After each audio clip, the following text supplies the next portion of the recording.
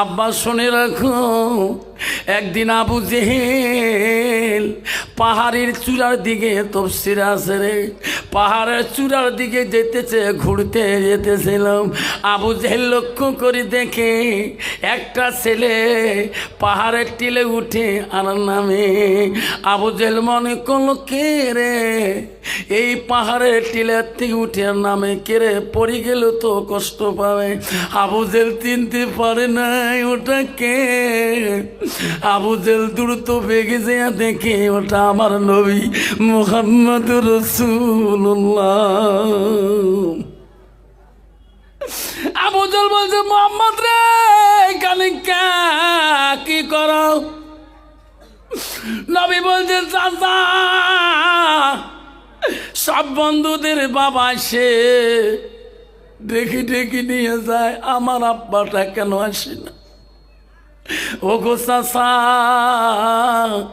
সবাই আব্বা করে ডাকে, আমার আব্বাটা কোথায়?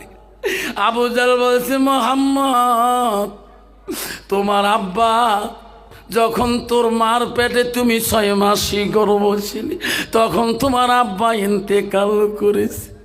মুহাম্মদ রে চল, বাড়ি থেকে চল, বাড়ি যাই, আয় বাড়ি থেকে চলে যাই। বিশ্ব নবীকে ডেকে আনলো। আবু জেহেল মোহাম্মতের উটটা যেটা দিয়ে সওয়ার করে আবরান করে, আবু জেহেল উঠকে বলে, উঠ বসি যা, আমার পিছনে মোহাম্মদ বলবে, বাড়িতে পৌঁছে দেবো। উঠ বসে না,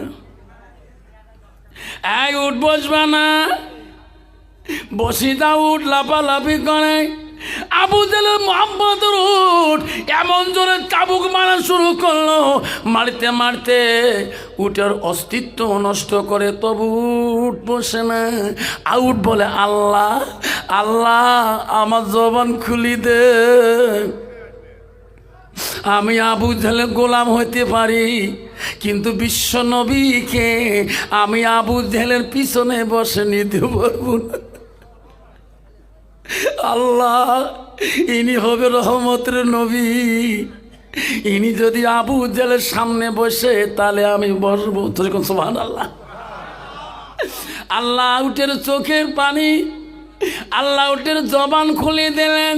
উট বলছে, আবু জেহেল রে যত মারো ততই দেব পিঠিয়াকে, কিন্তু বিশ্ব নবী তোর পিছনে বসে নেব না। হে আবু জেহেল, এনাকে চেনো না? ইনি তো হবে সারা জাহানের নবী, ইনি হবে রহমতের নবী মুহাম্মদ রাসূলুল্লাহ।